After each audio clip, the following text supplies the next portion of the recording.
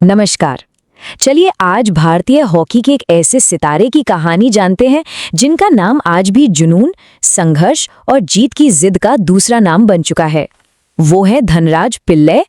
देखिए, खेल की दुनिया में ना प्रेरणा देने वाली कहानियों की कोई कमी नहीं है, लेकिन धनराज पिल्लै की कहानी वो कुछ खास है।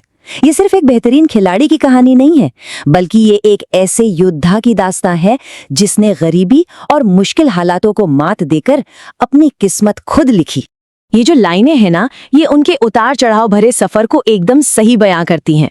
तो चलिए इस सफर की शुरुआत से शुरुआत करते हैं और जानते हैं कि ये कैसा था। कहते हैं ना कि किसी भी महान सफर की शुरुआत अक्सर मुश्किलों से ही होती है, और धनराज के लिए भी ये बात बिल्कुल सच थी। उनका बचपन संघर्ष और तंगी में ही बीता। जरा सोचकर देखिए, जिस खेल में उन्हें दुनिया जीतनी थी, उस खेल के लिए उनके पास अपनी हॉकी स्टिक तक नहीं थी। दूसरों से उधार की टूटी फूटी स्टिक्स से काम चलाना पड़ता था और अपनी बारी के लिए घंटों इंतजार करना पड़ता था।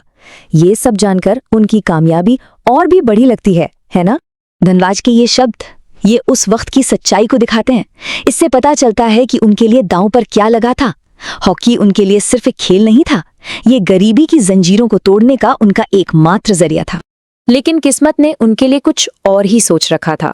उनकी जिंदगी में एक बहुत बड़ा मोड़ तब आया जब वो अपने बड़े भाई के साथ सपनों के शहर मुंबई चले आए। लेकिन यहाँ भी रास्ता आसान नहीं था। 1988 में जब उन्हें ओलंपिक कैंप के लिए नहीं चुना गया तो वो बुरी तरह टूट गए थे, लेकिन उन्होंने हार नहीं मानी। और फिर देखिए, ठीक एक साल बाद 1989 में उन्हें ऑल एशियन कैंप के लिए चुन लिया गया, और बस उस दिन के बाद उन्होंने कभी पीछे मुड़कर नहीं देखा। हर कामयाब इंसान के सफर में कोई न कोई होता है जो उसकी सबसे बड़ी ताकत बनता है। धनराज के लिए वो ताकत उनकी माँ थी, उनकी सबसे बड़ी प्रेरणा। एक इंटरव्यू में जब उनसे ये सवाल पूछा गया कि परिवार उनके लिए क्या मायने रखता है, तो उनका जवाब बहुत ही सीधा और दिल को छू लेने वाला था। उनका जवाब ये दिखाता है कि शोहरत की ऊंचाइयों पर पहुंचने के बाद भी वो जमीन से जुड़े रहे, और इसका पूरा श्रेय वो अपनी माँ के दिए संस्कारों को देते हैं। तो इस लगन और कड़ी मेहनत का फल उन्हें कैसे मिला? चलिए अब देखते हैं कि हॉकी ने कैसे उनकी जिंदगी बदली और उनके सपनों को हकीकत बनाया।